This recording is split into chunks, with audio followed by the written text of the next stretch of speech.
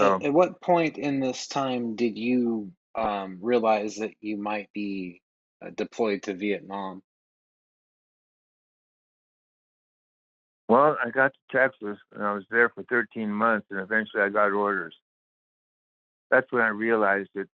And that's when I had some friends there who had already come back from Vietnam. And it says, Dennis, you're going to need to know how to smoke cannabis.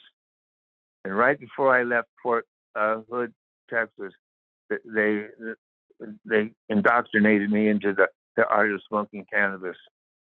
And it's it's been a lifesaver ever since. It even got me off of the opiates, and that's another story that the VA had me on. But So that was the first time so that you that ever smoked cannabis? Was at Fort Hood? yes, no, that Interesting. yep, that was the first time. And these were veterans who came back from Vietnam who turned you onto Yes, that? yes. They pulled me aside. They knew that I got orders. They said, Dennis, you're going to need to know how to do this.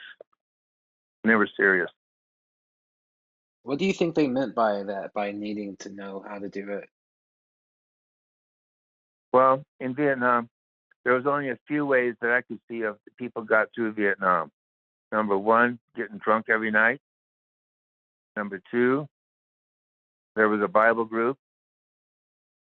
There was a small contingency of people that wanted to change sides. And then there was us. Quite a few anti-war people smoked cannabis. And so smoking every night and being able to relax with my guitar, and I'll tell you about that too. It's a different story. Um, it took me away from the war, even though it was right outside my door, knocking as hard as it could. Interesting. Um, so, kind of a side note, you were at Fort Hood, and I'm curious if you were aware of some of the anti-war GIs at Fort Hood at that time. Had the anti-war movement at all, like, were you aware of it in that moment? I was unaware of anything like that. If I was at the time, I'm not sure how I would have reacted, but I know I wasn't aware of any of that stuff then at the time. Although Interesting. I'll tell you, I have a dear friend, but along with myself, is we're both members of Vietnam Vets Against the War.